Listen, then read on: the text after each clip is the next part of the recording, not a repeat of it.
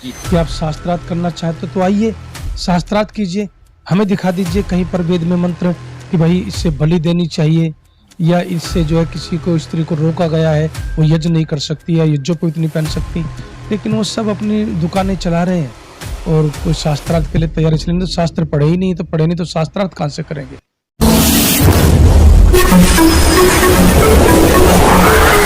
नमस्कार, आप देख रहे हैं भारत न्यूज। मैं हूं आपके साथ डिंपल राणा। आइए देखते हैं आज की बड़ी खबर, लेकिन उससे पहले आप हमारे चैनल को सब्सक्राइब करें ताकि कोई भी खबर आप मिस ना कर पाए। मैं एम नफीस रशीद, आप देख रहे हैं भारत न्यूज 247। लगातार बने रहें और देख लें जरा किस तरह से देश को चलाया जाता है और देश के साथ साथ समाज को चलाया जाता है, क्योंकि जरूरी है। अगर उत्सव नहीं होंगे और खास करके धार्मिक लोग, जो कि कहा जाता है कि किसी तरह से भी धर्म जोड़ता है, और जोड़ने वाले लोग अगर आगे ना बढ़ेंगे तो मैं समझता हूँ समाज कहीं ना कहीं बिखर जाएगा। तो स्वामी जी, स्वागत है भारत न्यूज 247 में आपका। जी, जानना चाह रहा था कि आज का जो आपने प्रोग्राम रखा है, उद्घाटन समारोह और ये गायत्री मंत्र का जो आपने ये प्रोग्राम रखा है, खास करके कहा जाता है कि जितने भी आर्य समाज मंदिर होते हैं वे लोग सबके सब पाखंड से दूर रखते हैं सभी सिस्टमों को, और आप लोग यानी कि जो प्रोग्राम कर रहे हैं इसमें थोड़ा यही जानना था मुझे कि किस तरह से आपने संदेश दिया समाज को। देखिए, हमारी विचारधारा बड़ी स्पष्ट विचारधारा है।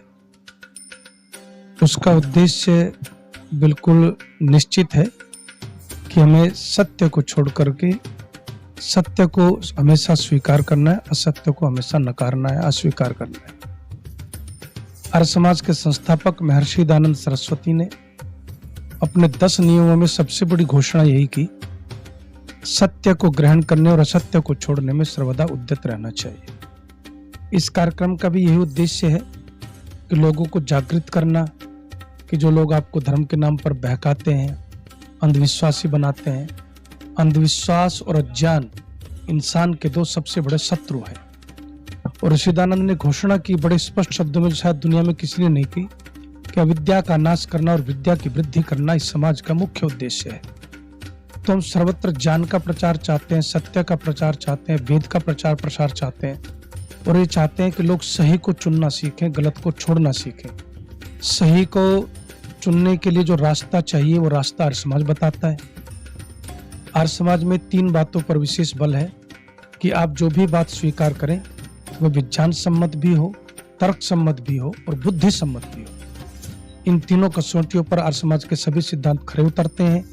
और इस पूरे सम्मेलन में जब राष्ट्रीय विचारधारा की बात हो, सामाजिक उत्थान की बात हो, महिलाओं की बात हो, वो सारी चर्चाएं, चाहे धर्म के शुद्ध स्वरूप की बात हो, परमात्मा के वैज्ञानिक स्वरूप की बात हो, वो सब चर्चाएं इसमें होने वाली हैं।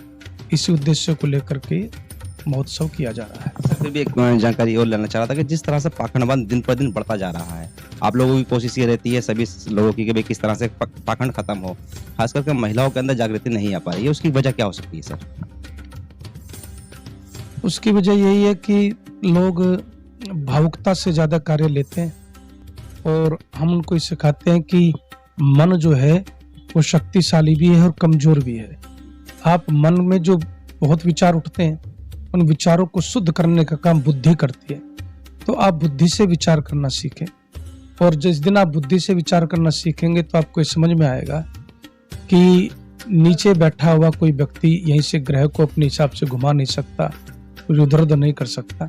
ये सारी बातें जब आप सोचना शुरू करते हैं तो आपको समझ में आता है कि भाई सही गलत के बीच में आपको एक को चुनना चाहिए।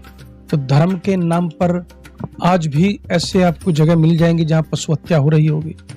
आज भी ऐसी जगह मिल जाएंगी जहाँ धर्म के नाम पर बड़े बड़े धर्माचार्य अभी भी कहते सुन पाए जाते हैं कि महिलाओं में जो है संस्कृत पढ़ने में, वेद पढ़ने में बुद्धि ज्यादा लगती है और महिलाओं को इसलिए वेद नहीं पढ़ने चाहिए। तो कम से कम ऐसे लोगों को सोचना चाहिए वो कहना क्या चाह रहे, इसका मतलब क्या महिलाओं में बुद्धि कम होती है? ऐसा तो कहीं कुछ नहीं है। स्वयं वेदों में महिलाओं को वेद पढ़ने के अधिकार की चर्चा है। सर्वत्र जो है वेदों में कहीं कोई भिन्नता नहीं है, भेदभाव नहीं है। धर्म के नाम पर भी हमारे यहाँ पर कोई इस तरह की बात नहीं की जाती कि कोई चमत्कार दिखाया जाए। धर्म का मतलब है सद्गुणों को धारण करना। तो ये सब बातें बहुत प्रबलता से हम उठाते हैं, चाहे वो सोशल मीडिया है, चाहे वो अपना प्लेटफॉर्म है, और हम खुला सबको चैलेंज करते हैं। सबको जो है ये कहते हैं अगर किसी में आपको इस बात को पहले आपको पता है कि हमारे देश में शास्त्रार्थ की परंपरा रही है कि आप शास्त्रार्थ करना चाहते तो आइए शास्त्रार्थ कीजिए, हमें दिखा दीजिए कहीं पर वेद में मंत्र कि भाई इससे बलि देनी चाहिए या इससे जो है किसी को स्त्री को रोका गया है वो यज्ञ नहीं कर सकती या यज्ञोपवीत नहीं पहन सकती, लेकिन वो सब अपनी दुकानें चला रहे हैं और कोई शास्त्रार्थ के लिए तैयार, इसलिए तो शास्त्र पढ़े ही नहीं, तो पढ़े नहीं तो शास्त्रार्थ कहाँ से करेंगे।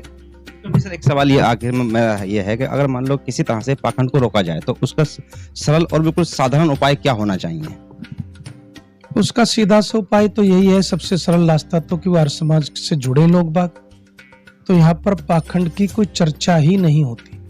यहाँ पर वो कला सिखाई जाती है कि आप एकदम ये निर्णय कर सकते हैं कि अगले वाला व्यक्ति जो कह रहा है वो शास्त्र के आधार पर सही है या गलत है, तर्क के आधार पर सही है या गलत है। सबसे बढ़िया रास्ता है कि आप उसमें लॉजिक भी देखें और साइंस भी देखें, क्योंकि शास्त्र की भी हमारी जो कोई बात है ना वो लॉजिक और साइंस के विरुद्ध नहीं है। बहुत शुक्रिया बात करने के लिए। कुल मिलाकर आपने साफ गोई के साथ में देख लिया कि किस तरह से कम शब्दों के अंदर पाखंडवाद से दूर रहने का और खास करके उस असली यानी विज्ञान और ज्ञान का जिक्र कर दिया गया है इशारों में कि आपको तंत्र मंत्र ऐसे तंत्र मंत्रों से दूर रहना है जहां आपको सिर्फ चमत्कार के बताकर नमस्कार करवा दिया जाएगा और कहीं ना कहीं आपको समाज से दूर कर दिया जाएगा। आपको मेहनत तो करनी ही होगी। इसी तरह की नई और अपडेट के लिए देखते रहें भारत न्यूज़ 247। मैं एम नफीस रशीद।